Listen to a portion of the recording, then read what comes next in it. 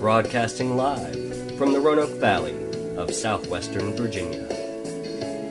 Join us and see what life looks like from a medium's perspective with Reverend Tracey Lockwood, the medium's medium.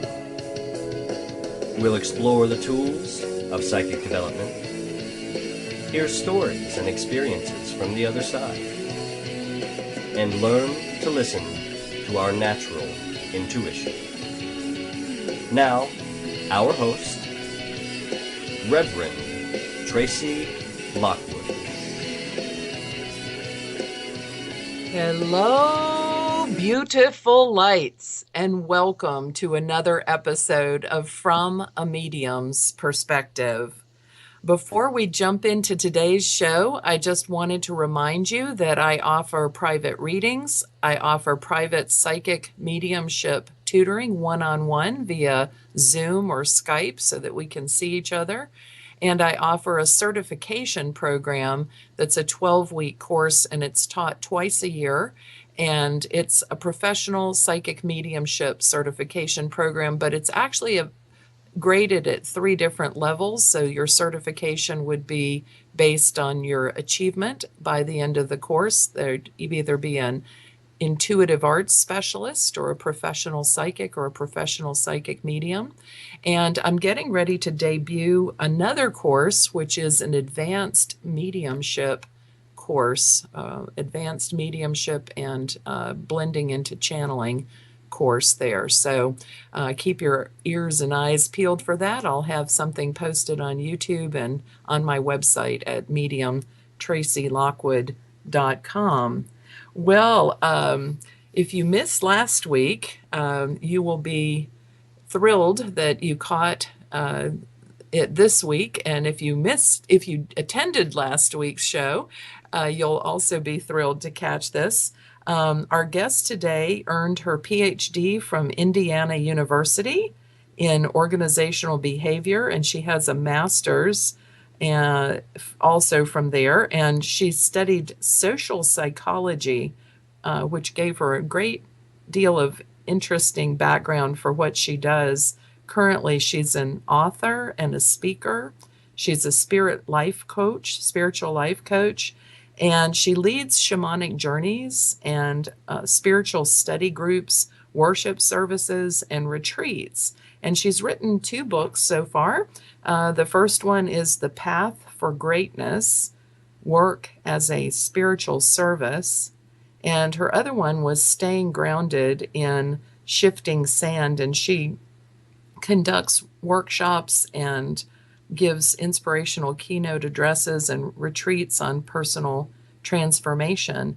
And so I'd like to welcome back to the show Dr. Linda J. Ferguson. Welcome back, Linda. Good to be here, Tracey. So happy. I've had you on the show a couple of times, and you're just such a diverse person. It's a pleasure, and I, of course, enjoy our friendship as well.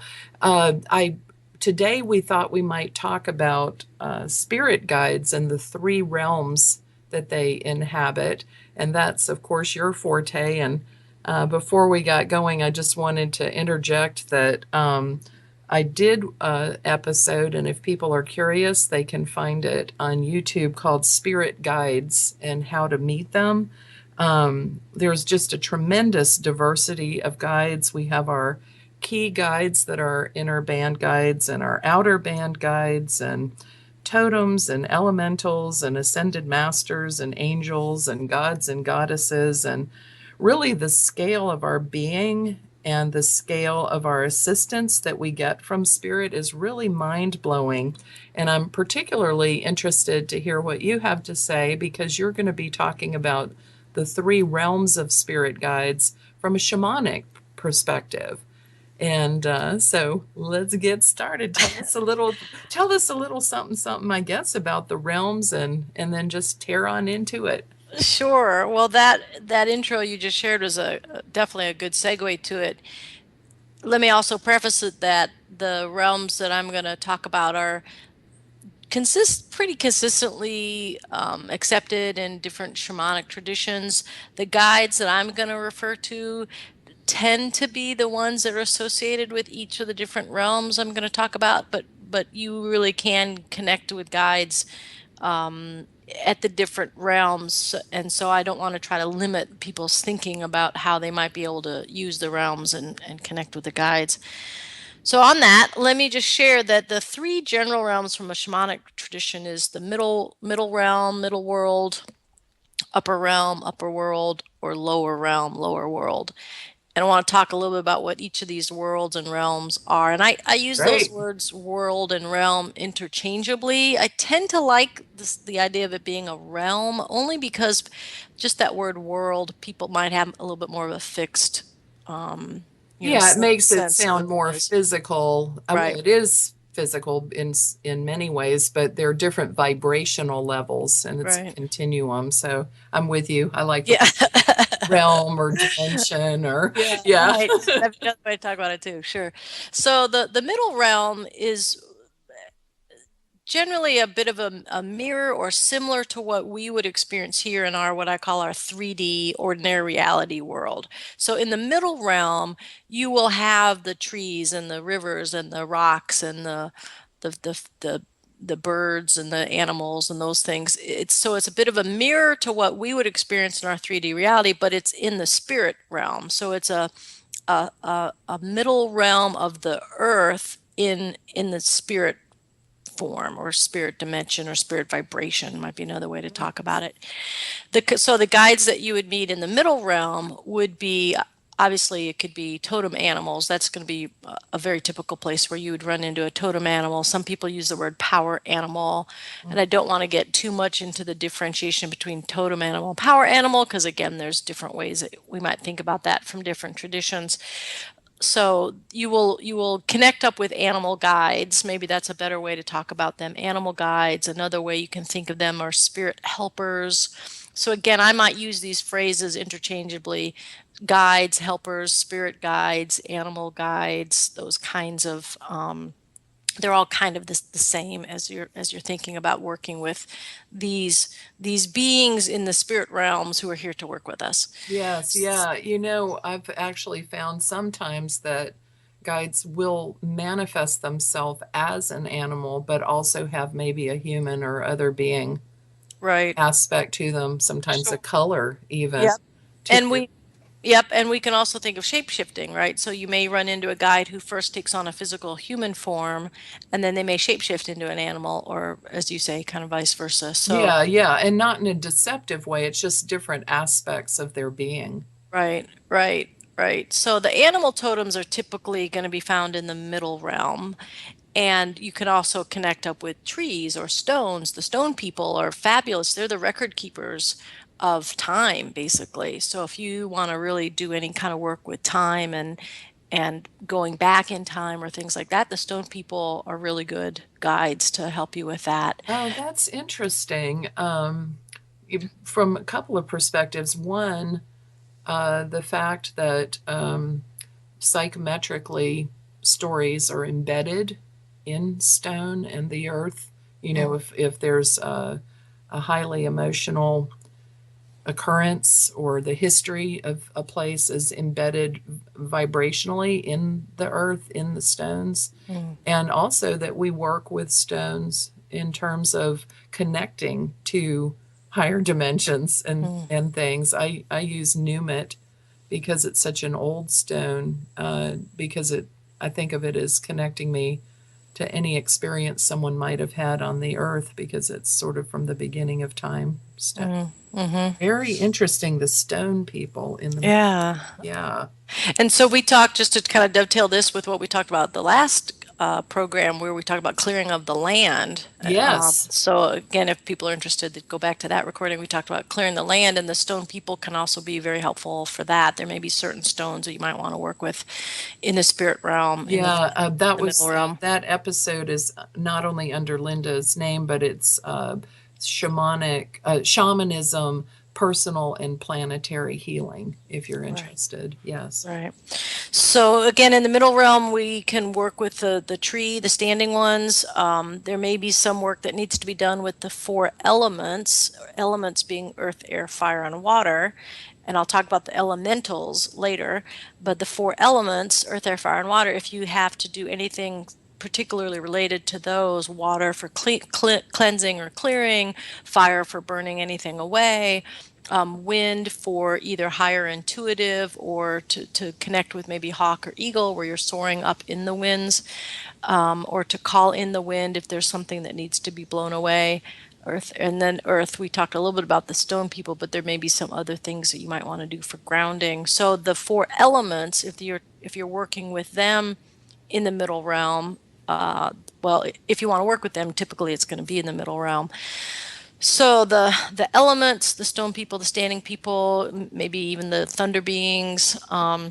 So anything that would more or less mirror our physical 3D world is generally what you're going to work with in the middle realm. And any guide, a guide can come from any of those examples that I've given. You can work with any of the spirit guides or helping guides in any of those forms. In the lower realm, and I always really make a strong point of differentiating this because some of us may remember our kind of Greek mythology or other kinds of imagery of the lower world as Hades and hell. Dante, yes. Exactly, right. So that's not what I'm talking about. Right. Not low vibrational, exactly. Still high vibrational, yes. Right, because we're working in the spirit realm, but it is the lower realm or the lower world might be another way to think of it. So in the lower realm is where I typically, when I do journeys in the lower realm, we usually are going, we may go down like a tree root really, really deep down. And we may start at a river and then go down into some kind of a water portal that will take us down into the lower realm. So there's different ways in which you might enter or access the lower realm. But the idea there is that you're moving into the earth, you're moving into Mother Gaia. So that's also another place where you could do some clearing, earth clearing kind of work. Typically, when I go to the lower realm, I'm going there to work with the elementals as opposed to the elements. Remember, elements are the earth, air, fire, and water. The elementals would be the fairy kingdom, the gnomes, the elfin people, those beings who again, depending upon your what you might be familiar with or different traditions, the little people might be another way to describe them. They may have at one time been on the earth, up in a more visible way, but for various reasons, they've had to gone underground. Yes. And so working with the elementals, typically when I work with the elementals, I'm in the lower realm. Now, sometimes just because I've worked with them enough, they'll come up and I'll meet them do some work in the middle realm because they know I'm, safe to work with. But typically, if I'm in the lower realm, I'm working with the elementals. We're working with, can be things that are maybe more kind of subconscious or unconscious work that needs to be cleared. Maybe they're things that people are a little bit more afraid to address, maybe a past trauma or something. And so we might go to the lower realm as a way to help them create some safe space in a cave. Sometimes I'll do some dream time work down in the lower realm. So there may be other reasons why we would do some work down into the lower realm, and you can call on a guide, a spirit guide, a helping guide in the lower realm. And I always tell people anytime I lead a journey, just stay open, because if you're asking for guidance, it will come in whatever form is the right form. In the phrase we use that I mentioned last time is, I always couch everything I do, may the right highest good be done. Yes. So if we're in the lower realm and we're not sure what kind of a guide to connect with, we just ask, as the right highest good is done, please present, a guide who needs to come forward, and you'll see who or what you need to see. So that's typically lower realm work and the kinds of guides who would be there. The upper realm typically, again, but it could be other kinds of guides, are what I would consider the angelic realm. You talked about that a little bit, the angelic realm, the archangels. There may be some sort of future or even things that are yet to be seen. Not Star necessarily people, maybe. that for sure. Any celestial realm stuff. Any if you're working with the star beings, that's going to be happening in the upper realm. So there might be a reason why you would go to the upper realm. Sometimes I mentioned if people have a lot of trauma, we do that work in the lower realm, but actually sometimes we'll also go to the upper realm because there may be some greater order forgiveness or healing that needs to happen in the upper realm. So as I do my guides, sometimes I know specifically which realm we're going to go to, and other times I just stay wide open. It's like Right, take where we need to go, and we'll go there. So each of these realms you can access for any number of reasons, and if you work with one that you feel more comfortable with, you may want to hang there for a while, or you may, as you get more comfortable doing this work, just say, I'm starting my journey and take me where I need to go. That's typically what I do now, is just take me where I need to go. That's beautiful. For those listening, Linda's website is lindajferguson.com. All right. So yeah, and there may be also other beings in the spirit realm that you might not have been familiar with. Maybe they're beings sometimes. Well, sometimes in the lower realm you can meet sort of archetypal spirit beings like a dragon or things like that. There may be sprites or things like that, and sometimes in the upper world you might see some of these more archetypal kinds of spirit beings, whether they be unicorns or things like that. So I call those mythicals. Exactly. Yeah. All of those beings who might be there. So as people get more comfortable doing these kinds of work, they may more strongly associate a particular kind of a guide in one realm versus another realm, and may want to do a journey specifically to that realm to connect with that guide. And it just really depends on what people's practice are. Yeah, beautiful, beautiful. Yep. So it's just understanding that your guides are there to help you and support you in whatever work is needing to be done. And as you're working with them more strongly, there may be some who show up more often. Let me jump back to this whole idea of totem animals versus power animals. So I have, over the course of my 20 years or so doing this, I've got a bit of a pantheon of animals that I work with, and some have shown up, in for example, cougar showed up very early for me when I was doing this work. And then I went probably 10 years and never worked with cougar. And then in the last maybe 3, started working with cougar again. And same, I have, like I say, I have a whole host of animals that I work with, and I call on them they have different qualities and different aspects. And some people will say that your totem animal is sort of the one animal that's with you your entire lifetime.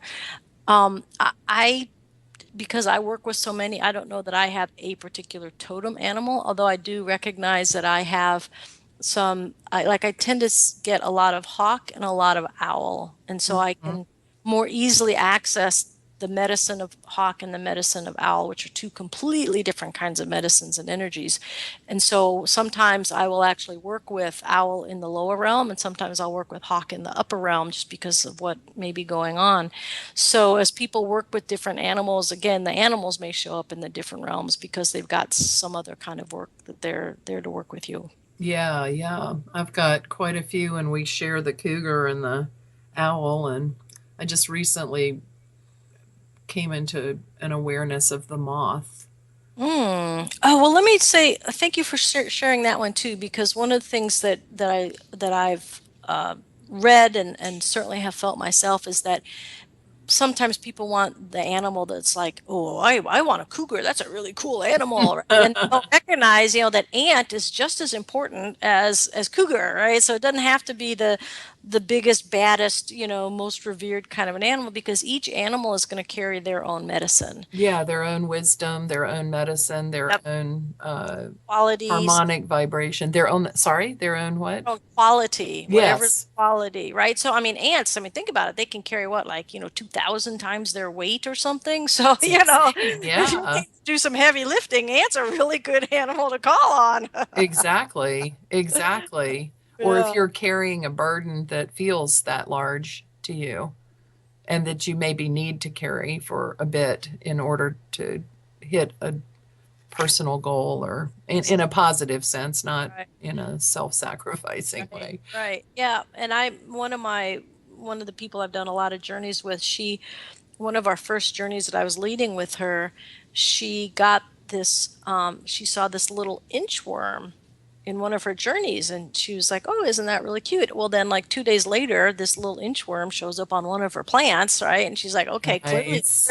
you're here to tell me something." And so, Synchronicity yeah. confirms. That's right. And so for her, inchworm is a really important totem animal that she works with. She calls them inchy, right? It's really cute. Oh, So she works with inchworm, right? So they don't have to be, super big or whatever kind of animals. That each animal, as a power animal or as a totem animal, they all have a gift. They all have some quality, or what we might say their medicine the for us spider. that we're here to use. Oh, absolutely. I work with, I call it grandmother spider. I have a pretty powerful grandmother spider being that I work with. She's, for me, when I work with grandmother spider, it's all about creation.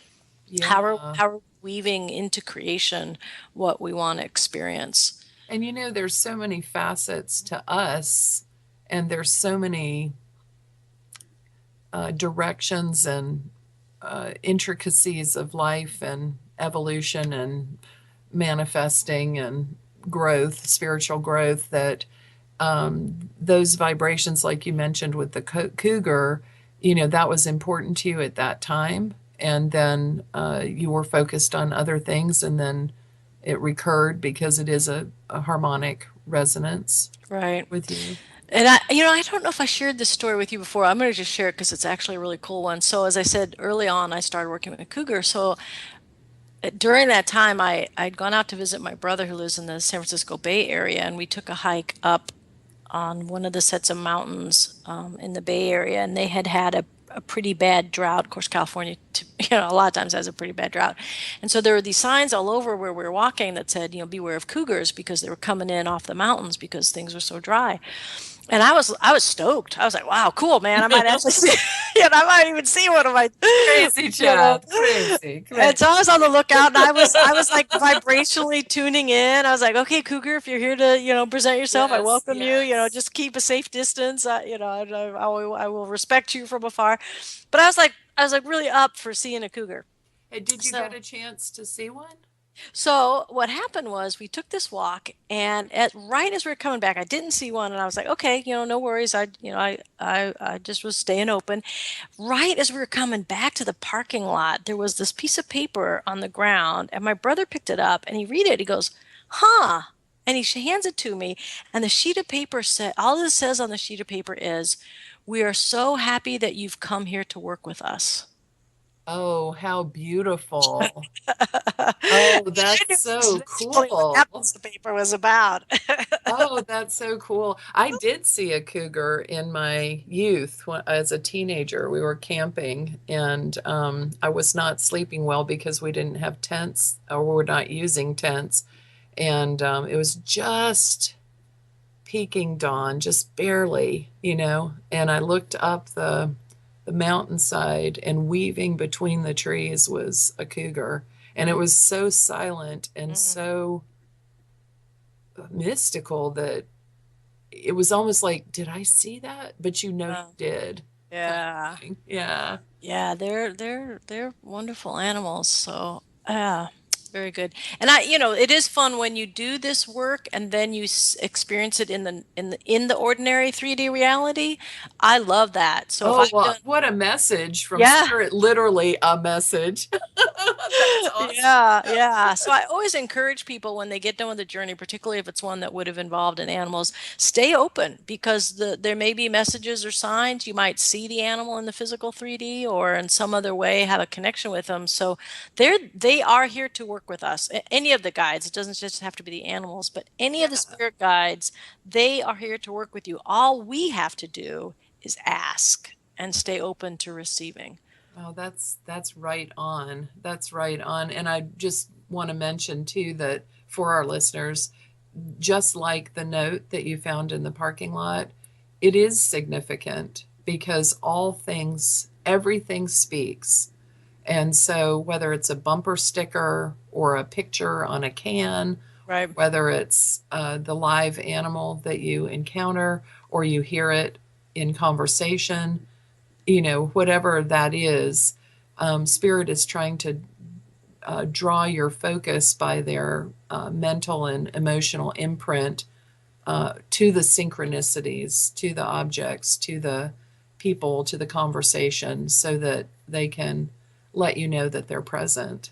Yeah, absolutely. And one thing I always tell people in my workshops on this is no matter what, free will always prevails. Free Yeah, will always say prevails. something on that, because a lot of times, in people thinking about prophecy or thinking about our life here on Earth, sometimes we question that aspect because we are in a physical world where our wills do get violated. But talk to us a little bit about the power of free will.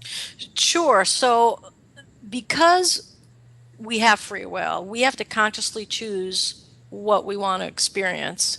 And if we want to experience a spirit guide, then we have to say, I allow or I stay open. And not one of the reasons why I have people set intentions before journeys, because that's so important to Yes. say, to acknowledge, and to let them know, hey, this is my intention. This is what I want to experience. This is what I'm welcoming. This is what I'm allowing. So that as we are calling them in, we are then welcoming them to do the work. And again, as I always do this, it's may the right highest good be done. So I welcome and invite you to participate and show me what I need to see, or show me what I need to experience, or help me experience this in the way that I need that's in my right highest good. They won't interfere if we don't ask. And so that's really, really, really important that we always ask. We always set an intention. We always invite them in. One of the reasons I call the directions before I do any healing work or journey work or sacred ceremony is in calling the directions, I am inviting them in to work with us.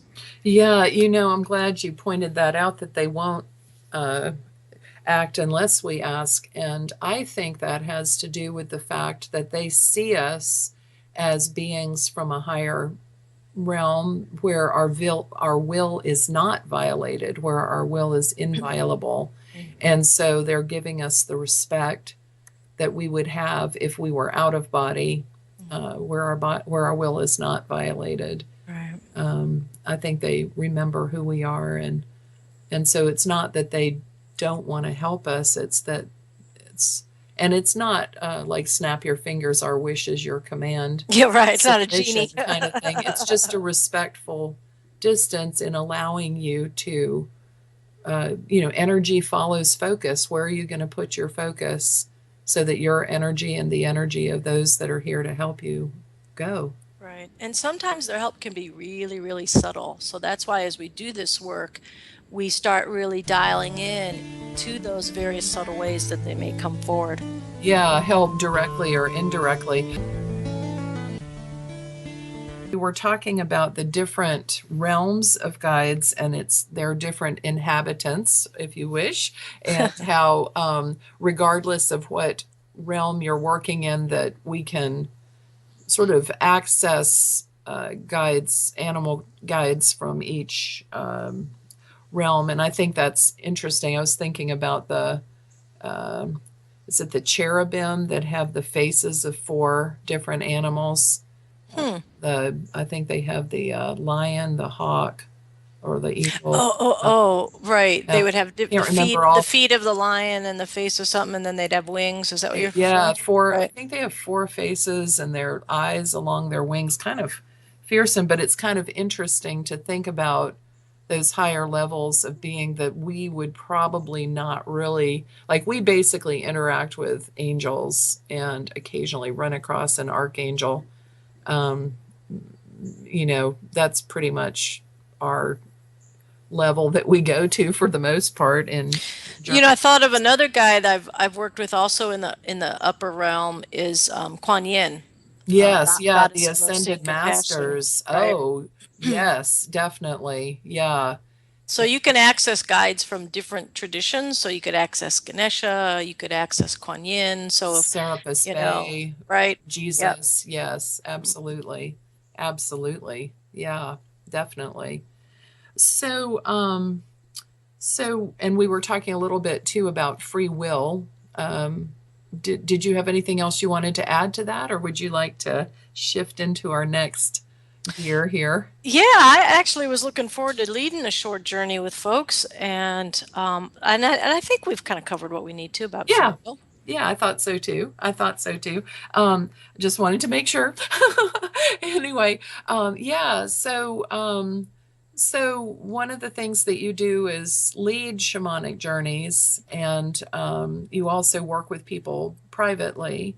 And so if somebody had a question, why don't you style it around that maybe and see? Sure. So what I do with the shamanic journeys, I typically lead journeys with a group, but I obviously do private client sessions. So I've done it for people just one-on-one. Generally, what I do, I'll just describe what the journey entails, and then I'll set it up. I'll call the directions, and we'll actually go into a journey. The main thing with journeys is you always want to have an intention. You want, as we were describing with the free will idea. So And this people want to meet guides too. So, exactly. yeah, So because that's this fascinating. Isn't it wonderful? Like, I don't know if you could even number the number of guides you know. I know mine are over 20, but that's not a brag point. It's just an amazing number of beings that work with everybody, not just you and me. Right. They're there absolutely to help us for sure. So for this journey, what I thought we would do is we'll stay in the middle realm, and we're going to go to a place that I call the Council of the Elders. And it is going to be a sort of fire circle. And I'll, as we do the journey, you'll understand what I'm talking about. I just want to give a bit of an overview. So we'll go to this fire circle, and the council of the elders will be gathered. And those elders are the various spirit guides. And we're just going to be calling them forward as we do this journey. Once you arrive at this campfire, at this bonfire, this council of the elders, then you will ask for one to present themselves, and there may be multiples who do, but you definitely want to at least ask for one of the guides, one of the elders, to come forward so that you can meet this elder. I usually have people, when they first go into the journeys, to introduce themselves, to ask their guide, do you have a name? Or in some other way connect with the guide so that you're making that more personal connection with them.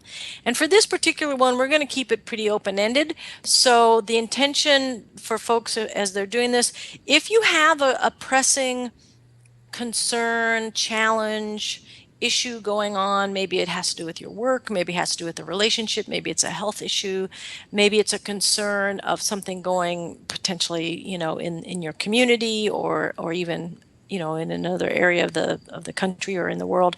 This is going to be a journey where we're just going to keep it very open-ended. Once your guide presents themselves, as you connect with your guide, ask a question that you want to have an answer for. And it can be something as basic as, I'm concerned about my health. What do I need to know about it? Or I want to have some healing with, this person, whoever this, name the person. What will help me have a better relationship? Or it could be something very specific depending upon what you have going on. So the guides are here to help us, and we have to ask the questions. We have to ask them, what do you have to show for me, to show me, to tell me, to teach me? What message do I need to hear? What do I need to know? What do I need to have greater clarity on? So in any of those ways that you want to frame your question, that's how we're going to work with this journey today. Beautiful.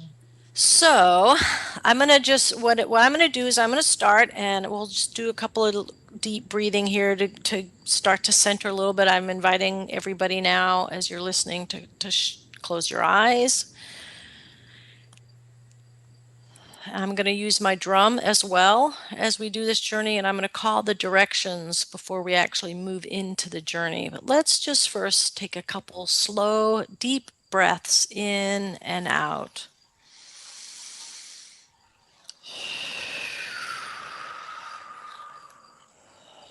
Start to feel the rhythm of your breath in your body, and start to sink in a little bit deeper and relax wherever you're sitting.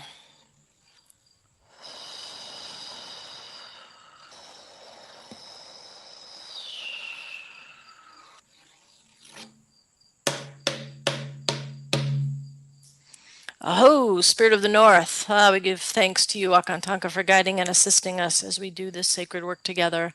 I call in my guides, the wayshowers, the master teachers, those who are here to support me as we hold this sacred space together.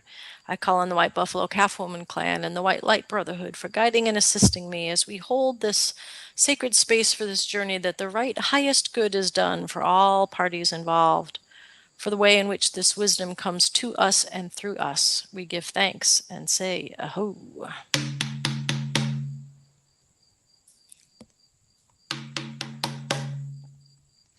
Aho, Spirit of the East, source of the rising sun, the new dawn, the new day. We give thanks for this day, this opportunity to be here, to take the sacred breath of life. And as we breathe in, we connect with the element of air, air that rejuvenates our body, allowing us to connect with the winds that blow, anything that needs to blow into our life. We give thanks and welcome you. Welcome those guides of the East. Aho.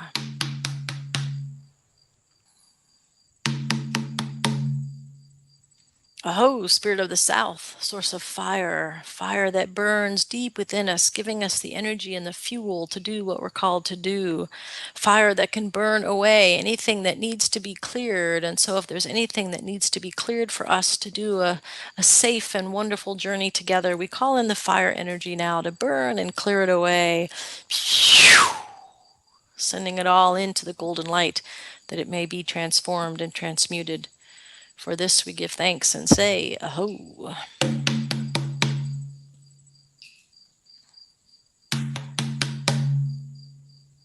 Aho, Spirit of the West, source of water, cleansing, purifying, renewing. We give thanks for the way in which water cleanses and purifies at any and all levels, mental, emotional, physical, spiritual, karmic, at the DNA level, and all levels of our being. We give thanks for water that washes away any impurities or toxicity. Whoosh! And as it is cleansed and purified, we send it down the mighty, majestic river to the vast, sacred ocean of love. Well, it will be transformed and transmuted. We give thanks for the way in which the Finned Ones supports us in our journey. For this cleansing and this purifying, we give thanks and say, Aho.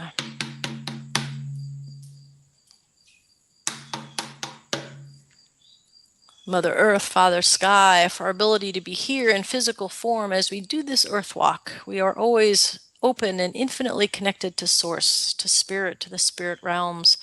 And as we call forward to us in this journey, the spirit guides who are here, we know that you will come forward in the right perfect way, in the right perfect timing, that you always and only do what is in our right highest good. And for this we give thanks and say, it is so, it is so, it is so. Aho. And so as we begin this journey, I will do some drumming. And what you will do is you will be entering into this fire circle, this council of the elders. And as you get closer to the fire, feel the heat of the fire, feel your feet beneath, the ground beneath your feet, just get all your physical sensations at this fire, and call forward an elder, call forward a spirit guide who will be working with you in this journey. And as they come forward, greet them, pose your question, and as you get that clarity, if you want to call in a second one, you may. We will do this as we do the drumming. I will be doing the drumming for the duration of this journey. And then when I do a very quick and loud drum beat, it'll be time to come back into the room. So as we go on this journey, welcome the guides and greet them. And when we depart, make sure that you thank them as well.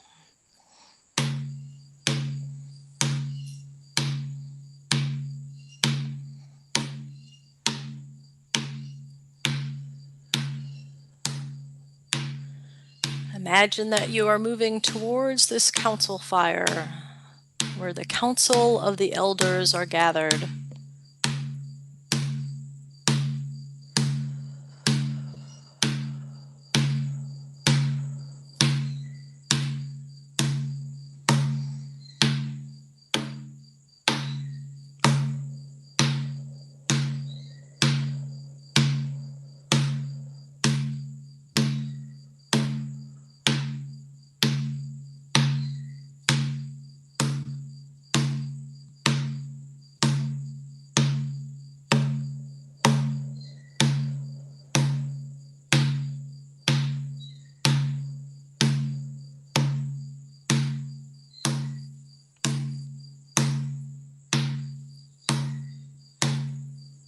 call forward and greet your elder. Greet a spirit guide who is here to work with you today.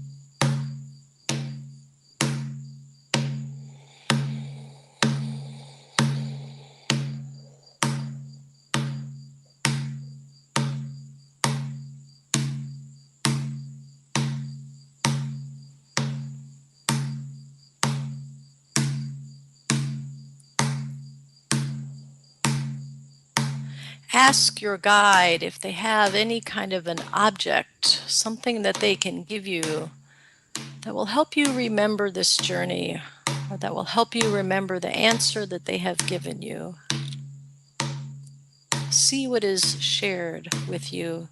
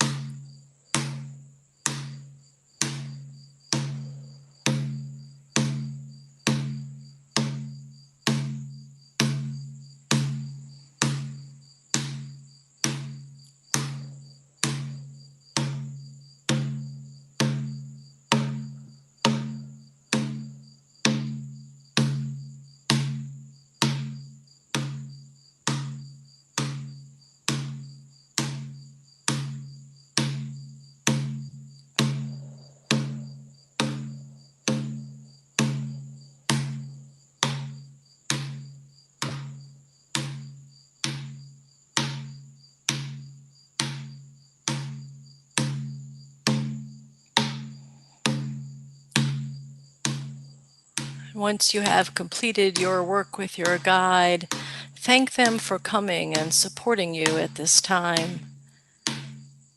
You know you can always come back to this sacred space and greet them and meet with them at any time.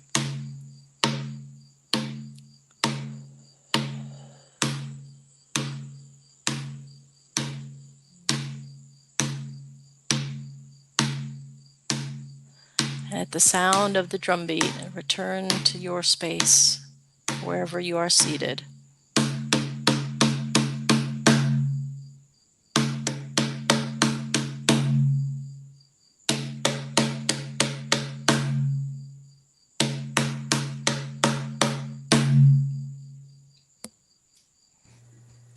Beautiful. Thank you, Linda. So I often suggest for folks, if they want to write down something from the journey so that they can remember it, they can always go back during the dream time as well to reconnect with those guides, or to possibly get any more clarification, any more clarity if they didn't quite get what they didn't fully understand. They can ask in the dream time, or just in some other form of meditation. They can always go back and connect with those guides. Oh, that's really beautiful. That's really, really beautiful.